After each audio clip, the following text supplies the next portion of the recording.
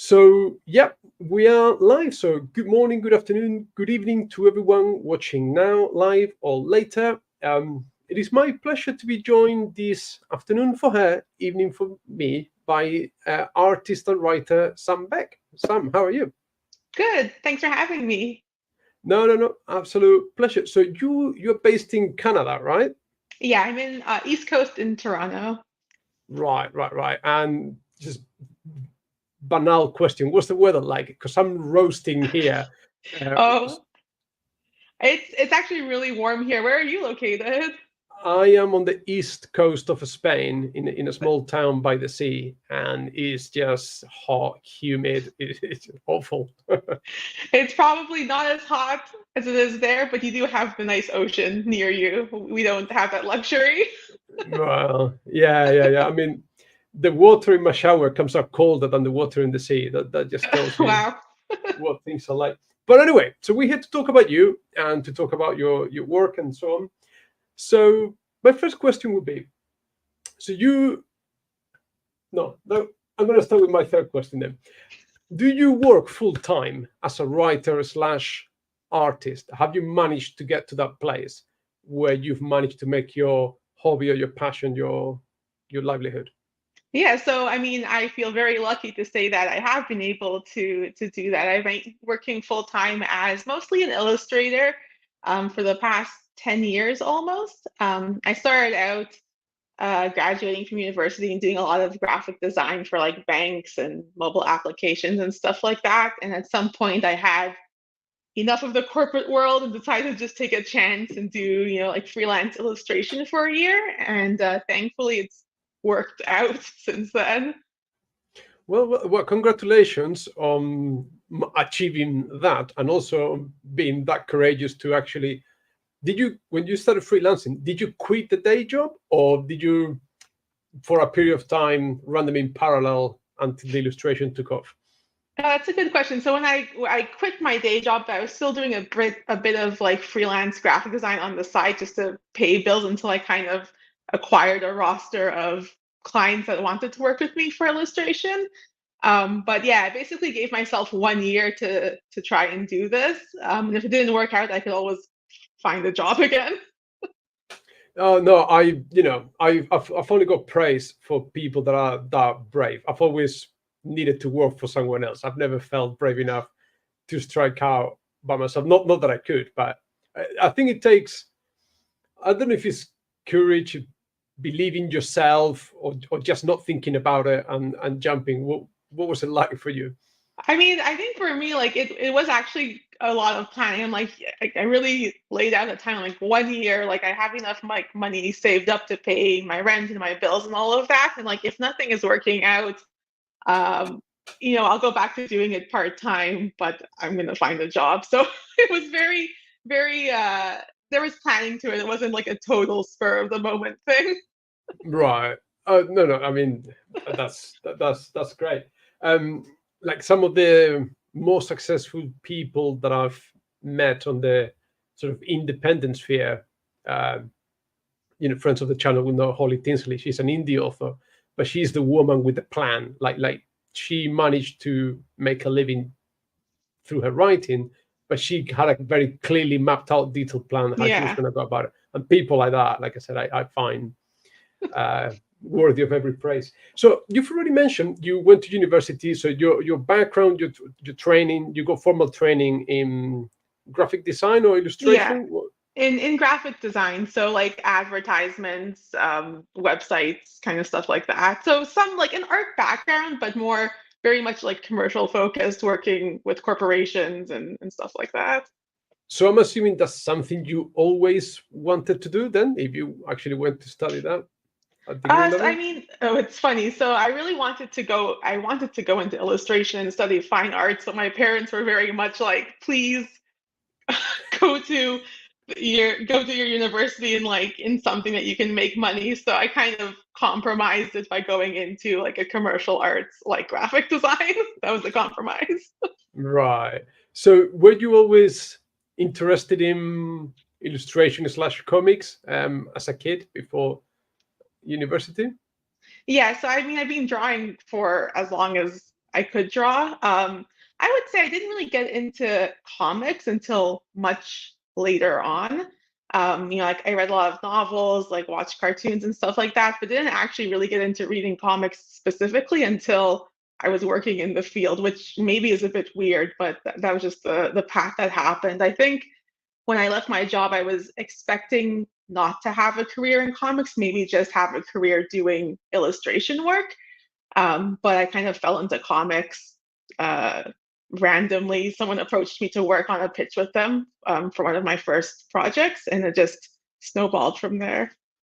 Right. So, because that was going to be my next question. So, I'm assuming you put yourself, I don't know, like, I have no idea. So, any aspiring illustrator or artist, there must be some kind of web place where you advertise your services, right?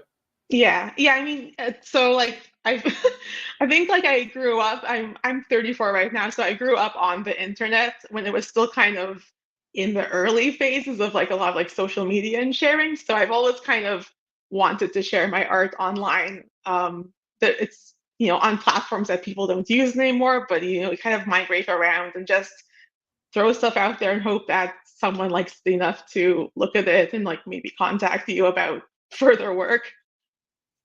Yeah.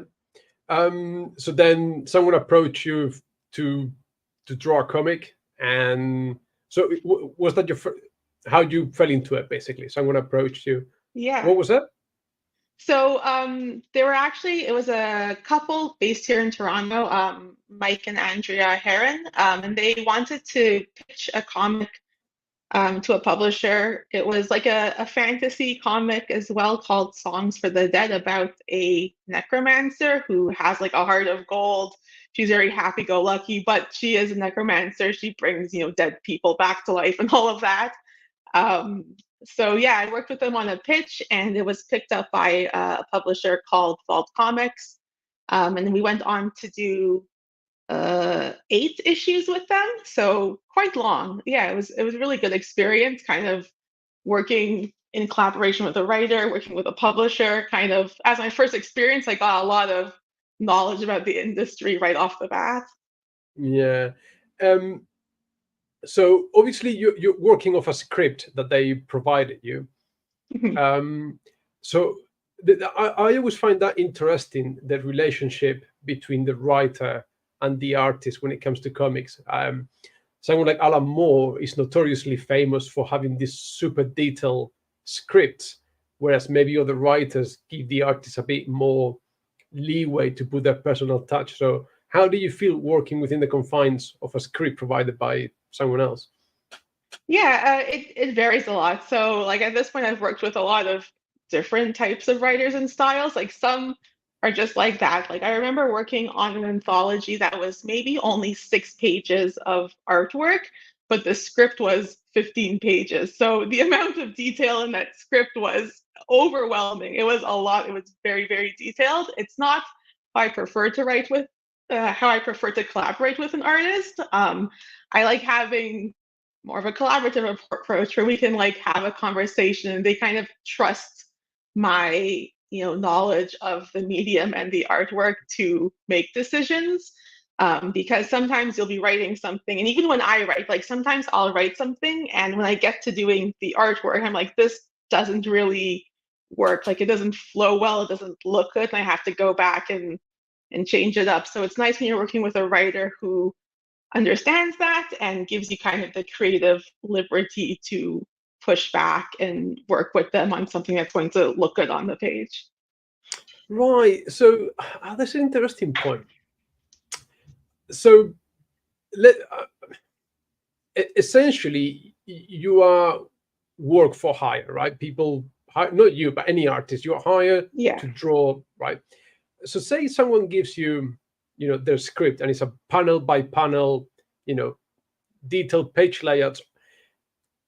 When you are putting it all together, have you ever encountered, I have to name names or situations, but when you think this is not working, but this is what being paid to do? Because obviously that will eventually reflect on you as that finished product. It's got your name attached to it.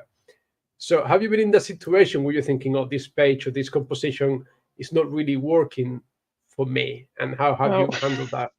Many times. Many many, times. Okay. many times, especially like it. So in comics, there's kind of two types of work that I'm approached for. One is like IP work, so it's with you know stories that are like established, like a Star Wars or like Avatar or Legend of Korra, where they have like their universes. They're very like rigidly structured. And in my experience, when you get the scripts for those types of comics, there's very little negotiation or leeway. Like you have to draw what's being given to you because that's what they're paying you to do. On the other hand, when you work on like a creator owned comic, where you and your writer or just you are kind of like the owners of that property and that story, there's a lot more room for collaboration because like the editor and people that you're handing in the work to kind of trust you as the creator to like explore your vision. So my preference is doing creator owned stuff where there is a collaboration, but definitely many times where I'm just given a script and like you'll try and talk to your editor and be like, I don't think this is going to work, but there's very little you can do. You just have to make it work.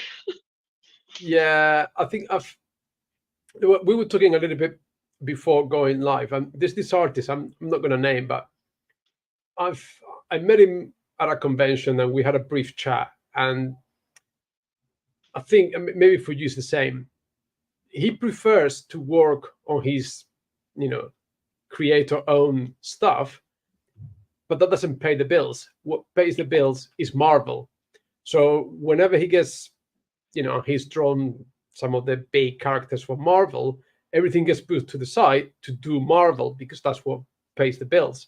And then the stuff he really wants to do and work on has to happen on the side. And I don't know, is that frustrating, or is just what it is? I think, I mean, I have the same experience. Like it just kind of is what it is. Thankfully, I'm working on a series right now. It hasn't been announced. So I can't really share a ton of info, but I'm working on something right now where I'm the artist. I'm working with like a writer and editor, and it's adapting a novel into a comic form. So it's something that exists in the universe already.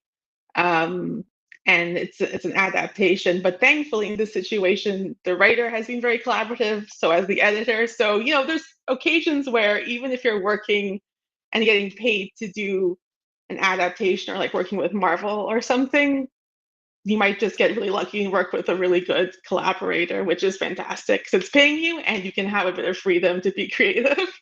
Yeah. And so have you ever looked at something and gone, nah, pass?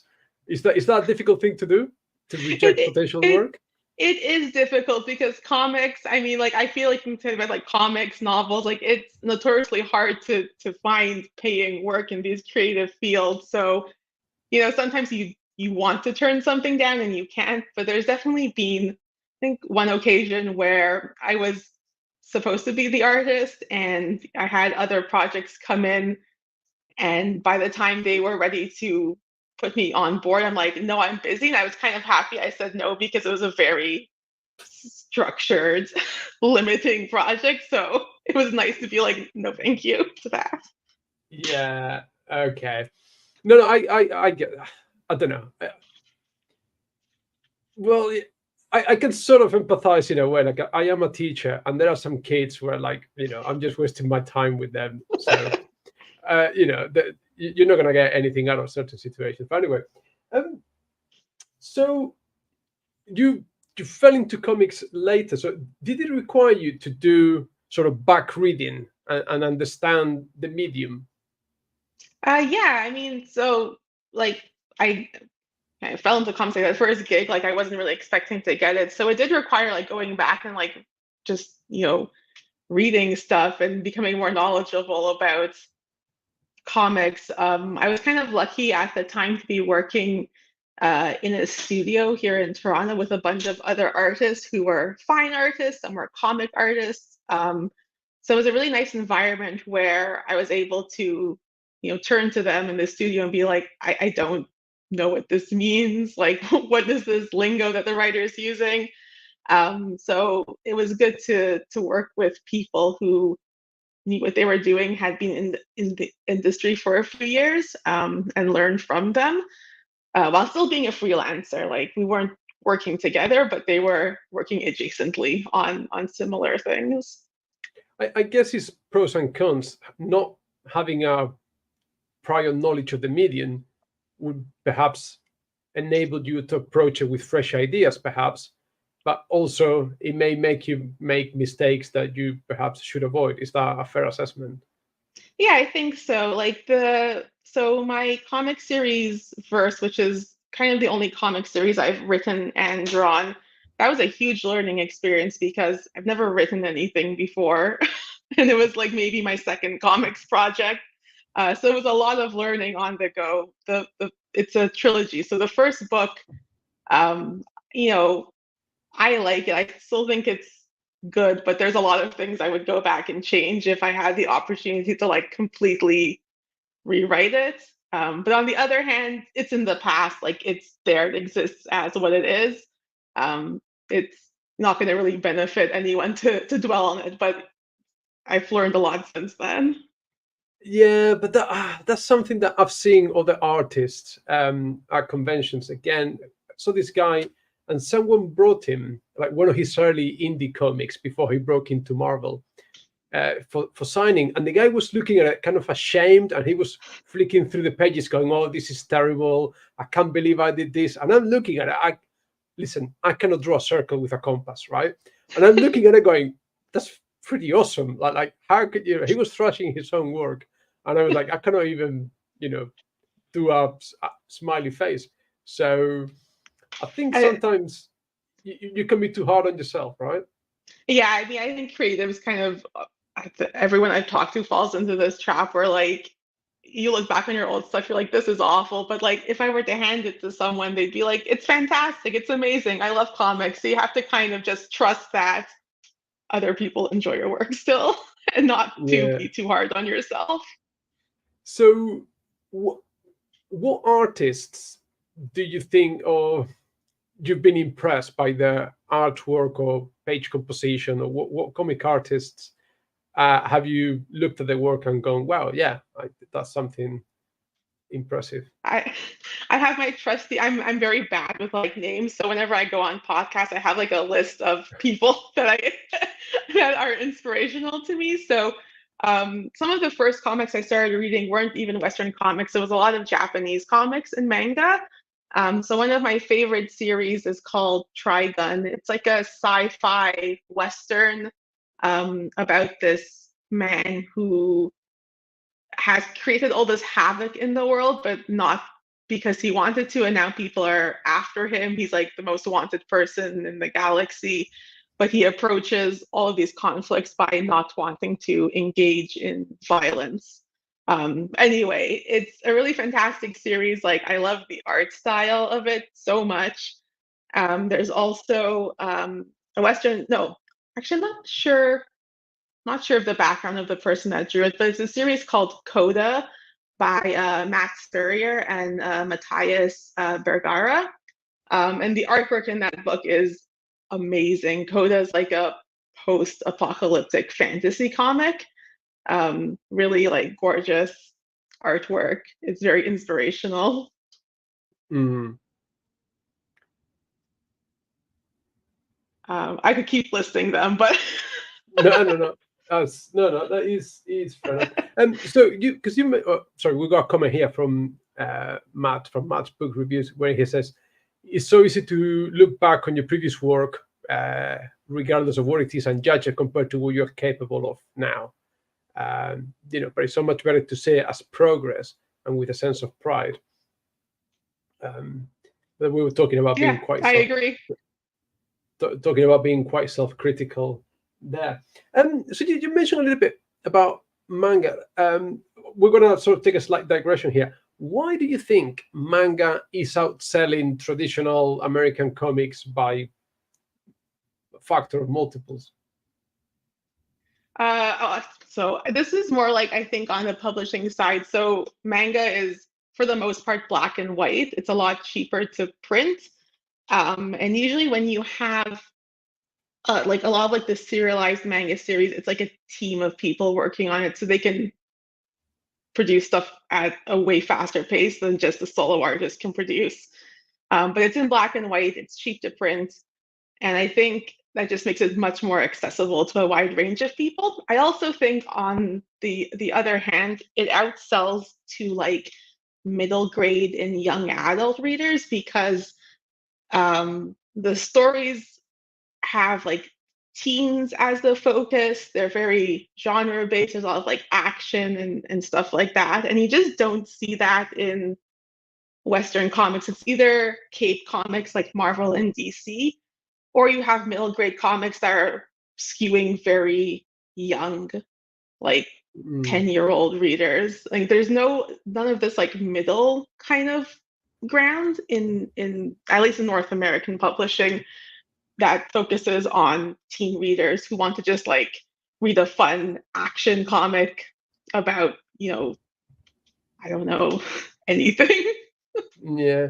No, you've touched on a couple of things there. One, like I don't know if you will know, but I recently did a review of the first Dragon Ball run by Toriyama, Mhm. and I suspect, I've got no proof, but like you mentioned in manga, that there's a team of people because the amount of output that he sustained over decades, meeting deadlines, there must be, a group of people drawing that. It cannot just be the work of one There is person. for sure. Yeah.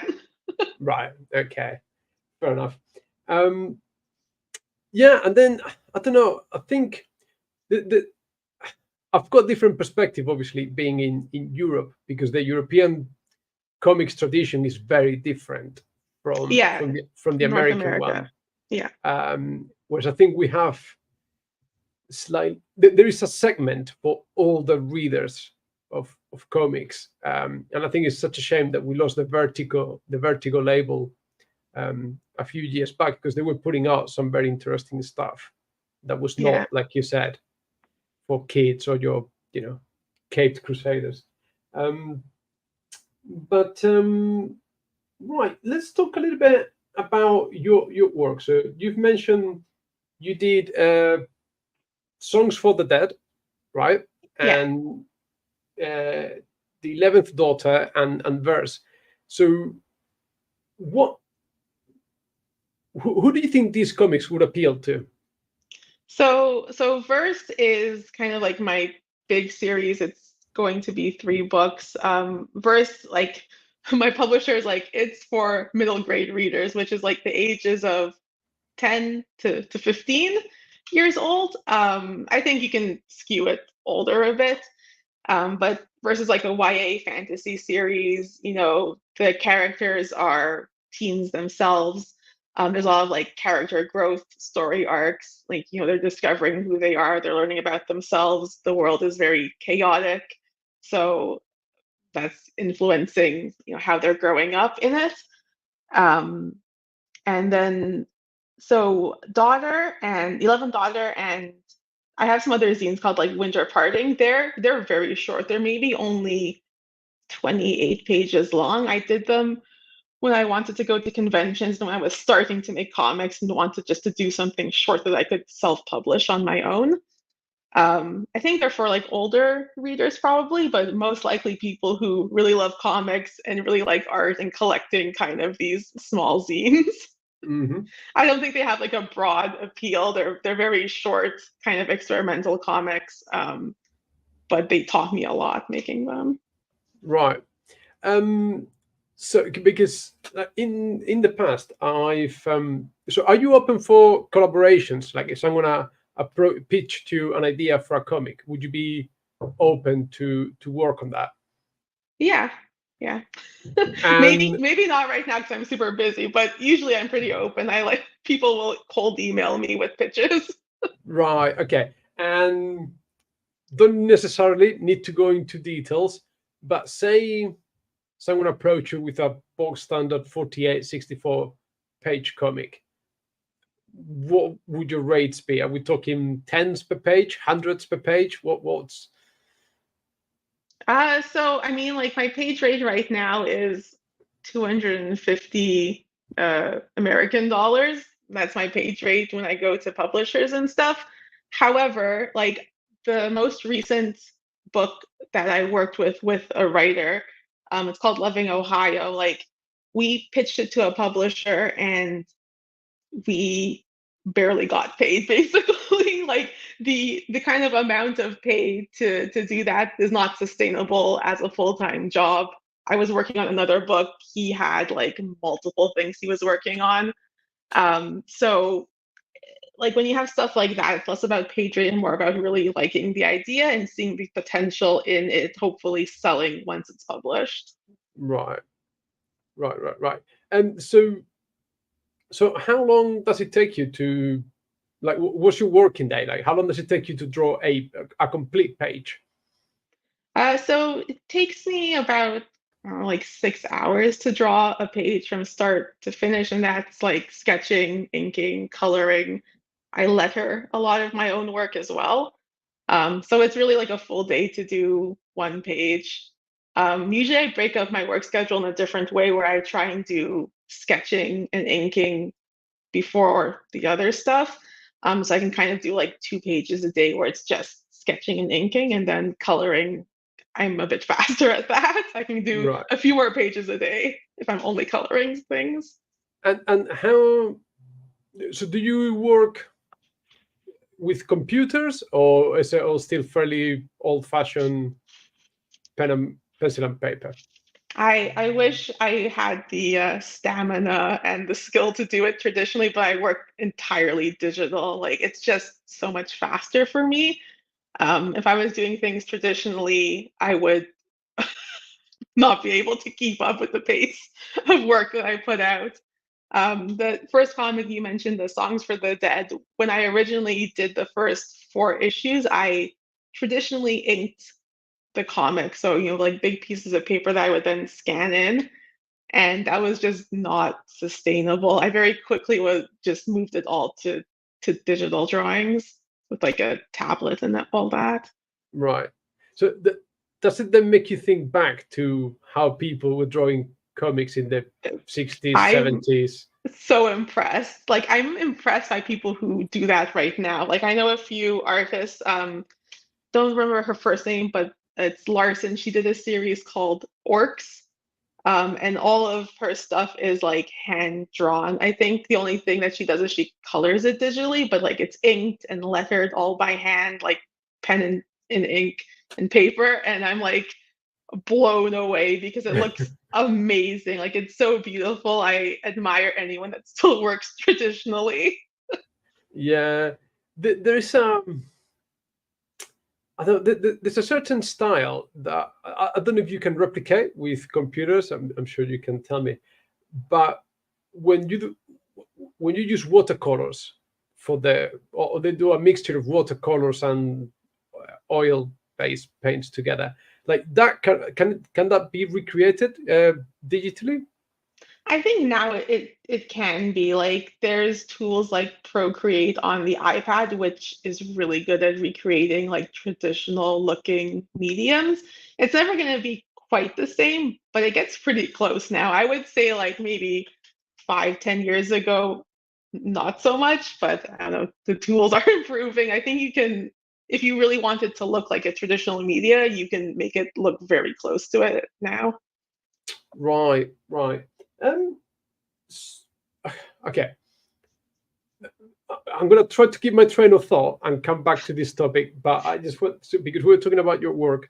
So, why do you work in the particular genres that you've chosen, the sort of fantasy, slightly horror bit? What attracts you to those particular genres? Yeah, I mean, I love fantasy. I think it's my favorite genre. The reason why I work in it is because that's kind of what I grew up reading. There's a series called The Old Kingdom by Garth Nix, which is like a big fantasy series.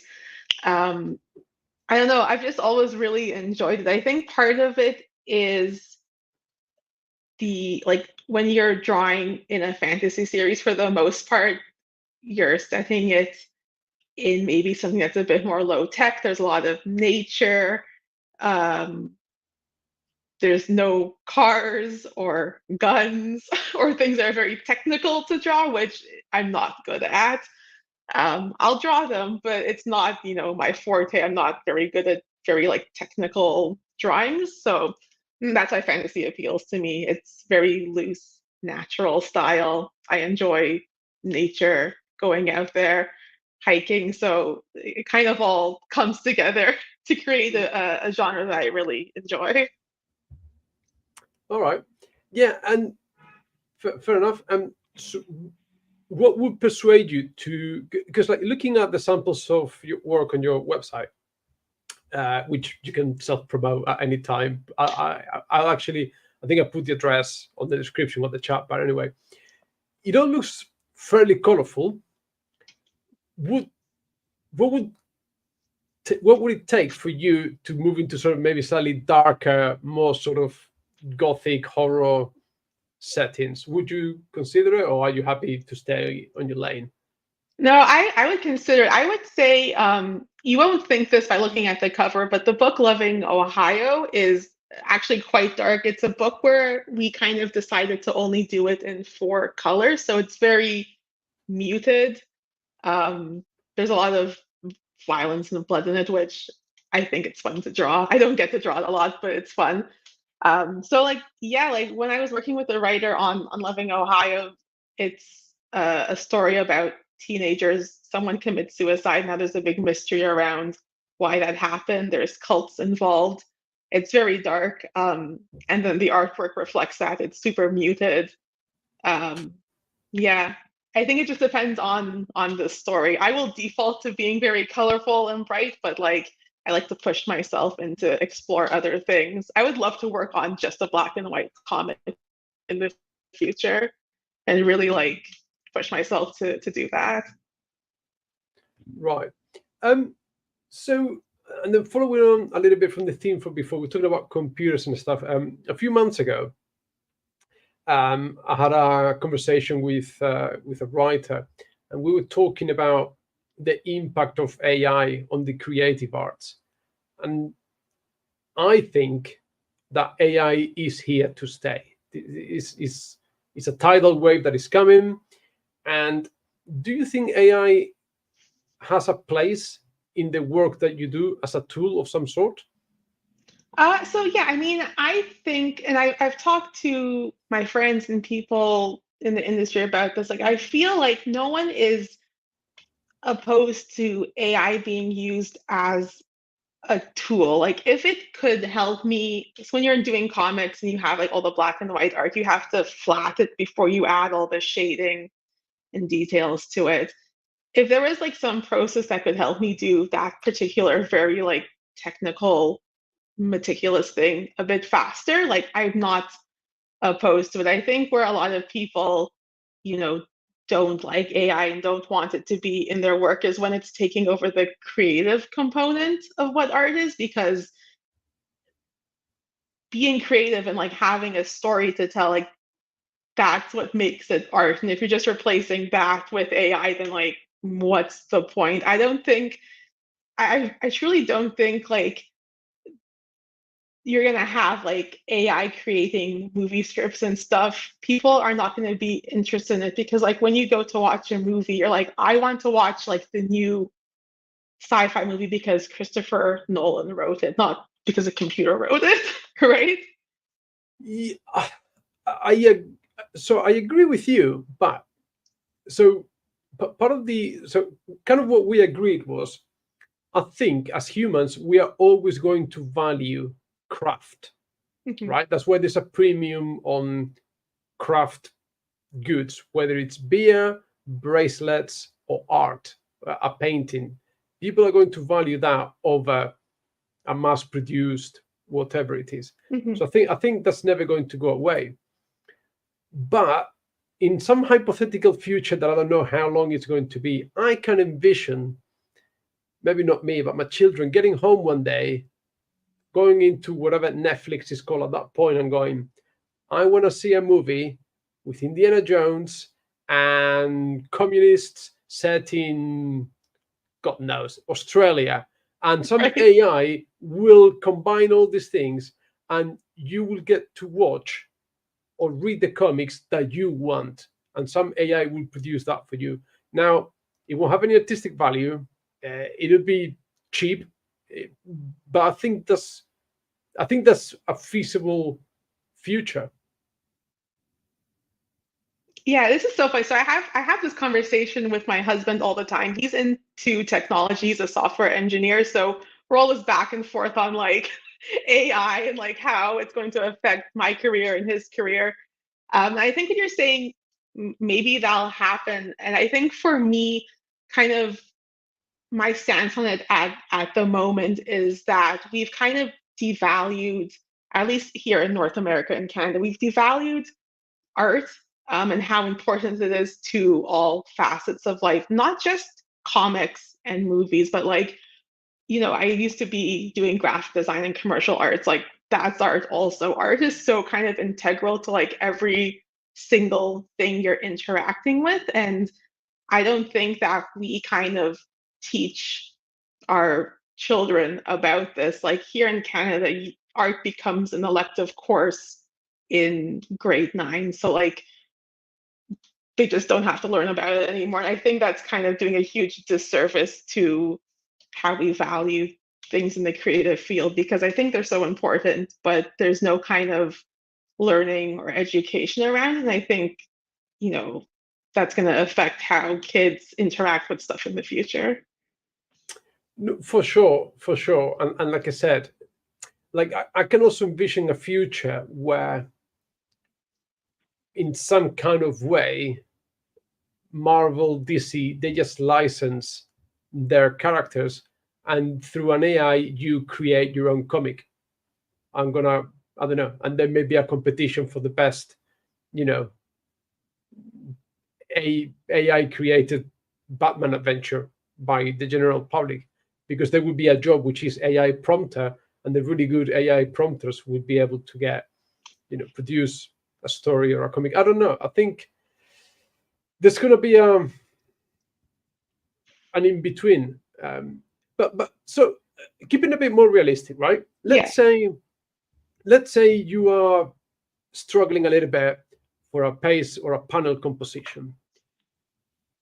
Is there Would there be a line where you ask an AI to draw a panel for you, and then you tweak it or you change it, or it serves as the basis of something that you improve on later? Would that be cheating, or is that a genuinely acceptable use of AI? I think any artist you would ask this to would be like, that's unacceptable. However, what's funny is, like I said, my husband works in this field. So, like, he kind of propositioned the exact same thing that you just asked me. He's like, I was working on doing some covers for this book I'm working on, which means I have to go and like do a bunch of little thumbnail sketches. I send them off to my editor, and then they kind of pick one that they want to focus on. So he's like, "Oh, why don't you just get like the AI to generate a whole bunch for you?" So I'm like, "Okay, like go onto it and let me explain it to you and have it generate something. I want to see what it's going to produce."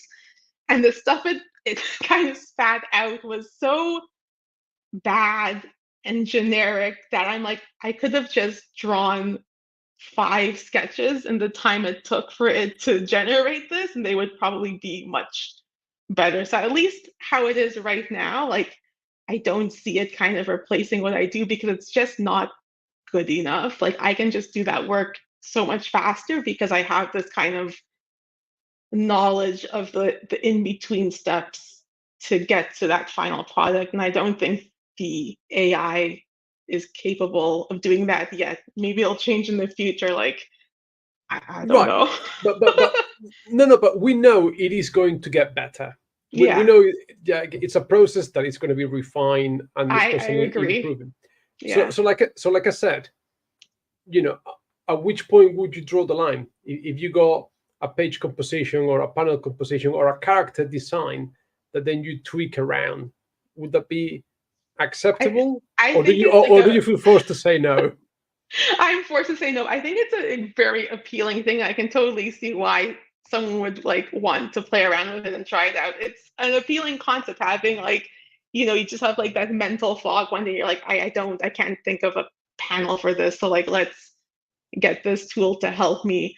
I can see people doing that. And like, I think I'm one of these people where I'm more open to the idea of AI than some of my peers maybe are because I've seen how it works. But like me personally, like I don't want to do that. And that's not because I don't think he'll be able to do the job, but more of a ethical thing where I don't want to use that tool. I think that's what it comes down to.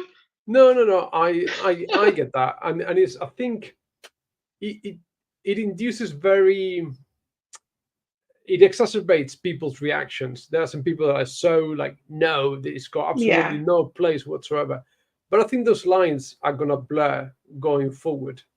And Yeah, I agree with you, and I don't think a lot of people agree with me or with us. Like, I think it's going to be a tool that gets used, but like, it's one of these things where like, okay, I can go and like buy a bunch of let's say like fast fashion from Temu or wherever, but like you don't want to do that because you don't want to support it. That's how I kind of feel about AIs. Like, I'm just not going to do that because I don't support it as a tool for how it's going to replace artists. yeah, no, I get that. And like, I've been criticized in the past, well, one person, about using AI generated images for the thumbnails of my videos on YouTube. But Mhm. like I said, I cannot draw for toffee. So for me, in 5 minutes, I can have a relatively cool looking thumbnail that then I can just superimpose my photo on top, and tweak around to just make it look a little bit cooler than anything I could possibly do. And I feel better about doing that than searching the internet for some cool image that someone has drawn and then using that without permission, without any sort of royalty, whatever. So I don't know. I, I, I don't know what your thoughts are on that. I mean, I like I understand the appeal of it because I mean, like, I don't agree, like, just like grabbing an image off the internet that someone owns, but like the AI that's being generated is also kind of doing that because like how these have been created is that they've just like scraped the internet for people's art without their permission. So like at the end of the day, is it any difference?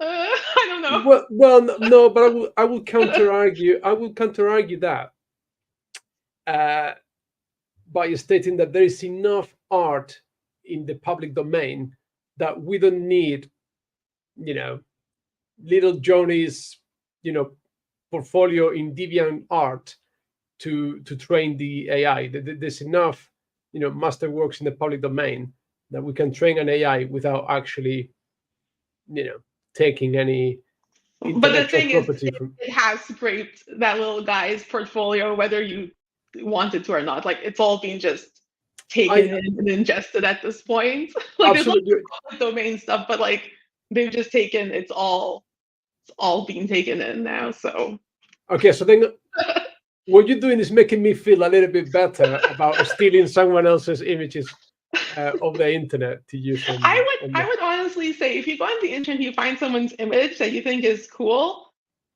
reach out to them. Maybe they'll let you use it for free. I've had people ask me through social media, like, hey, I think this image is neat. Can I use it as my blog header with credits? I'm like, yeah, sure. Like, I know your blog isn't making millions of dollars. Like, I don't care if you're not paying me. As long as I you know. credit me, like, go for it, use it. I, So, I can assure you this. I can assure you this channel and podcast is not making any money. So absolutely, yeah. On that we can be sure of. All right. So moving on from controversial topic to controversial topic. I did enjoy Um, it, though, I have to say. I don't get to talk to a lot of people about this. And, like, I have this argument with my husband all the time in like a good way where we just go back and forth. So I think it's no, interesting. no, like no, it's definitely interesting, but I'm Yeah. not. I'm not even sure it is an argument. As in, I don't think we, not you and I, but I think in general, unless someone is very staunchly against it or pro it's just a conversation to be had. Yeah. But I don't. Yeah. Yes. Yeah. It's a conversation. Yeah, because I think usually argument has got like it's what I do with my wife. It's got those negative connotations, right? But yeah, so okay, so moving from topic to topic like that, I think it's undeniable that comics have been traditionally, and I think they still are to a very large degree, a male-dominated industry. For I don't know what the reasons are. That could be another conversation for another day. But so, what's your experience been like as a woman trying? Or what you said you fell into comics. You didn't try to break into comics. So Yeah. maybe, but as a woman, what's your experience been like, and have you received or have you felt any backlash or criticism just because you're a woman? I mean, I can only speak personally. Like, I've never really felt that being a woman has like impacted me whatsoever in this field. I do agree that like comics have been predominantly male focused, but I think in the past like 5, 10 years, this has changed quite a bit. You still see like a lot of male comic creators in like the cape comic space, but if you're looking at like middle grade books, it's female dominated, like for sure. So I mean, like me personally, I've never had a problem, at least not to my face, about anything. Um, I don't know, like my name, like Sam Beck, is pretty gender neutral, so I kind of easily camouflage. Like I've had people credit me as a man in news articles because they just don't look up who I am. So Right. No, and I guess you're right. Like I think a lot of the time when we talk about comics, we're thinking Western comics, we're thinking Marvel, DC, and yeah, that very clearly has been, massively male dominated, probably from an inception, the way it was marketed, and the yeah, fact that the creators of the main superheroes were men. So to this day, there's a large um, influence there. But okay, no, that's quite interesting yeah, because I was sort of when I was doing a bit of background research on you, I was looking at one of your publishers, and they seem to really have looking at some of the books they put out there, they really seem to have some kind of very defined political agenda there. So I was wondering if like I yeah. want to know, I want to know which one it is. I don't know. We won't put you on the spot. There's No, so yeah,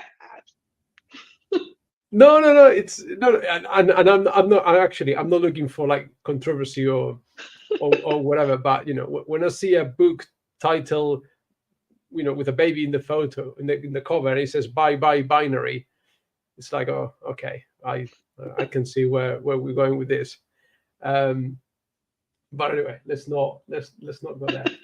Um, right. I think that kind of pretty much sort of covers more or less what I wanted to find out about you and talk a little bit about it. So I don't know. Where can people find you and your work? What have you got going on? What can we expect coming from you in the near future?